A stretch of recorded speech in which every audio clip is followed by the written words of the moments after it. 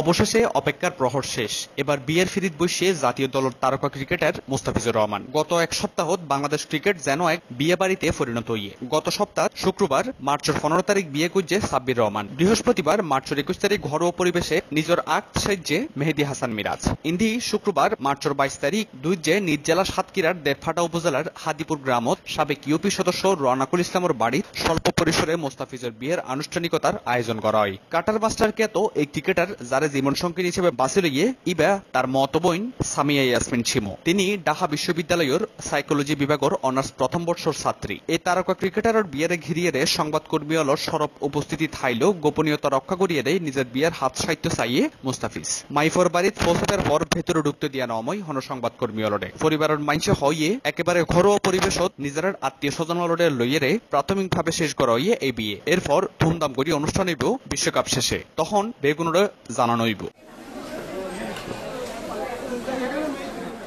Desk news, C+ TV.